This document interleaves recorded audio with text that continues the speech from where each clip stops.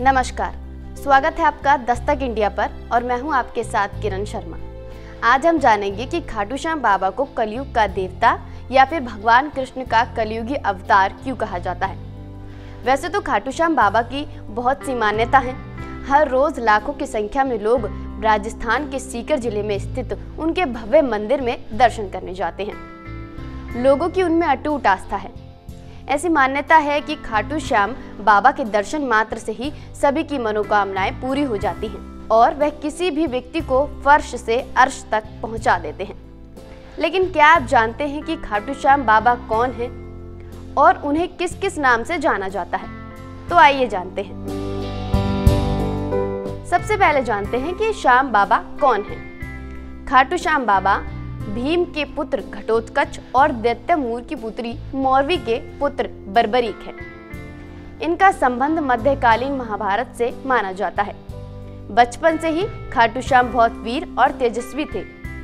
इनकी इन्हीं विशेषताओं के कारण भगवान कृष्ण ने उन्हें कलयुग में श्याम नाम से पूजने का वरदान दिया था। उनका यह नाम कैसे पड़ा? खाटू श्याम जी का मूल नाम बर्बरीक है। वह बहुत शक्तिशाली थे। महाभारत के युद्ध के दौरान वह वहां शामिल थे।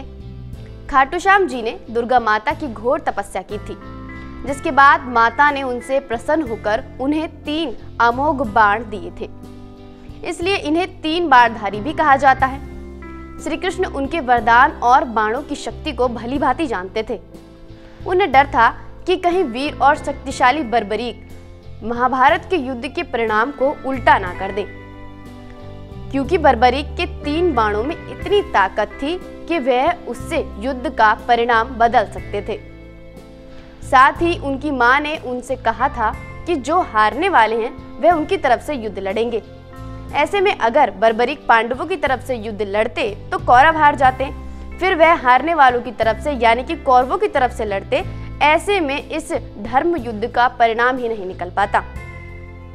तब इसका हल निकालने के लिए भगवान श्री कृष्ण ब्राह्मण का भेष बनाकर बर्बरीक के पास गए थे और उनसे कलयुग के कल्याण के लिए दान में उनका शीश मांगने लगे। बर्बरीक ने स्वेच्छा से अपना शीश दान कर दिया। भगवान श्री कृष्ण ने उनसे इस बलिदान से प्रसन्न होकर उन्हें वरदान दिया कि कलयुग में तुम्हें मेरे नाम यानी कि श्याम के नाम से पूजा जाएगा और तुम हारे का सहारा बनोगे।